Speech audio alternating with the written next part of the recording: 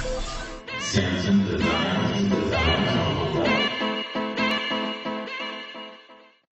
Welcome to Samson Designs. This tutorial will cover many of Photoshop techniques such as curves, luminosity, mask, textures to create our final product, which is a more scarier look like this. Okay, let's begin. So what I did is I said, let's create a luminosity mask. A luminosity mask takes the lightest pixels, selects the lightest pixels, and then we will adjust them using curves. In order to do that, you go over to the Channels tab or panel and select one of the channels. I selected blue arbitrarily. And then I did a control click on the blue as such, and you'll notice that all of the light pixels are selected. That's a luminosity mask. And it seems kind of random. That's why people like luminosity masks. It's kind of a very useful trick for photography. Okay, now select RGB in the Channels tab, go back over to the Layers tab, then you will click on the adjustment layer icon and choose Curves. And the nice thing about it is it opens up the Curves dialog box, and you'll notice here that it puts the luminosity mask as a mask on the Curves adjustment layer as seen here. Okay, now I've already created two of them, so I'm going to erase this. And what I did on the second time, I went back to that same channel and I selected another channel. I controlled click on, let's say, the green channel arbitrarily, but this time I selected the inverse. So instead of selecting the light pixels, I selected the dark pixels with like a reverse luminosity mask. Then you select RGB, go over to Layers, and then again you would choose the Curves adjustment, which would automatically make that luminosity mask for you. And then by doing that, you can play with the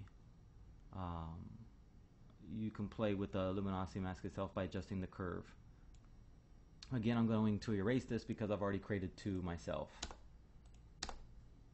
Okay, as shown here, this was the first one I created. Not much difference, but a little. And what I did is I created a basic S-curve to add more contrast. So you increase the lightness a little, decrease the darkness just a little. Okay, go back. Then I created another curves, and if you see, it's another S curve, but this one was on the dark, so it's kind of reversing what I did on the other, but with a different channel. And then so far I combined all these layers into one by pressing Alt Control Shift E, Alt Control Shift E, which will combine these layers into one so that you can work with this layer instead. This way I don't affect the bottom layers anymore. Let me just double click on this so you can see the rest here. And then I decided, well, what would make this picture more scary? So I decided to add a photo filter, but in a cyan color. And if you notice when I click, you see how it adds the blue? And if we look on the filter itself, I chose a 42% cyan filter. Alright. And let me just double click this. And then I said, well, I think that most scary have a sense of blue, green, and yellow, so I chose yellow, which gave it this more dramatic look. And then I said, well, let me add some more contrast to this image. So I added a levels adjustment layer, which is, all these can be selected here. The photo filter was selected from here. The levels filter or levels adjustment layer was selected here. And when I added the levels adjustment, look at the contrast it created in this picture. It's absolutely amazing. When you double click on this, you can see that I moved the shadow in and I moved the highlight portion in, but I kept the middle gamma at 1. Let me double click on that. And then I wanted a more random look to the picture. I wanted to create some texture besides the basic wall that we see here. In order to do that, I selected this picture of grass, which is kind of funny, but it's just a basic picture of grass, and I desaturated it by going to Adjustment, Desaturate, and then I added a levels adjustment layer, and I brought it in to give it more of a contrast. See how nice contrast? And the nice thing about the new Photoshop is that you can select the move tool by pressing V, then you can drag into the other tab and then let go, and it will automatically add it to it. But let me Control Z because I've already done that. And let me close this tab. Okay. Now here's the texture applied. which you can see on the walls, but you'll notice that it's not the windows. That's where the mask comes in.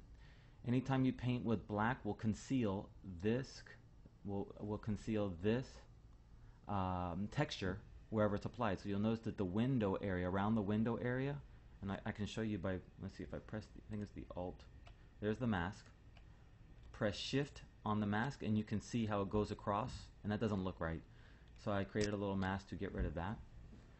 And I thought, well, wouldn't it be more interesting if we can add a statue looking out through the window? So what I did is I went and I selected with the pen tool an image, and I used the same technique as bringing it in, and as you can see, it's here. Okay, and then I used the mask, as we'll hit Shift. You can see that was the original image brought in, and I said, well, how am I going to put that behind the window? And I masked it in the window, and I masked across here so it blends in more with the image to create our final look, such as this. And what I did is I reduced the opacity of the statue to make it look more realistic. Now the nice thing about any of these layers are these adjustment layers can be adjusted at any time, so they don't hurt the original photo. And when you use the final, you can add on top of this to create more of a dramatic look if you like. And thank you for watching the tutorial. Bye.